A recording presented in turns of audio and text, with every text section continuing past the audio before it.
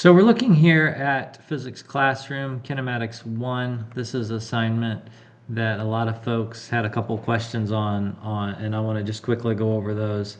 This one here with the tennis match was a really common one. My numbers, my screen doesn't actually show the numbers, but this would say something to the effect of the ball traveled from A to B to C to D to E. And then it asks you about the distance. Most folks are able to figure out the distance okay. Obviously, you would just add up those distances it traveled for its total. But where they got snagged up was what was the magnitude of the ball's displacement. Remember, displacement is start point to end point. So the question says it goes from A to E. So then what it's actually asking you is, what is this distance from here all the way over here to here? What is that distance, A to E?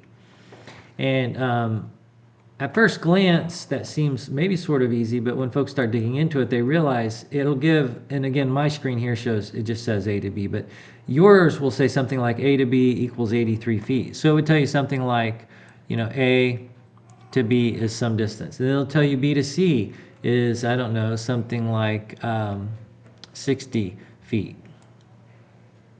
That distance is 60 feet. And what this forces you, it also gives you C to D, C to D. And then finally, it gives you D to E. And I promise you, it gives you enough of these that you actually can solve for this distance, which you have to do a little bit of arithmetic. It's a little bit of a logic thing to work out how you solve for these missing numbers and then finally get to what this is equal to. But hopefully that helps on that question. If we go on down and take a look at the other one I saw some questions with, it describes a car that's going backwards down an inclined hill. And again, it'll give you a velocity in meters per second. And then it talks about it stopping a certain amount of time, and then it's going uphill at a certain speed. So if we just make up some numbers here, and we say that it's going backwards at 4 seconds later, it's moving uphill at 5. We ought to be able to calculate the acceleration using our equation. I just put that on there real quick.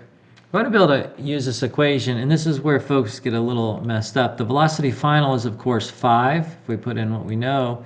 What's the velocity initial? Where the number is 3, and we're subtracting it, but we need to realize it's in the opposite direction of the car moving uphill, so it's actually a negative.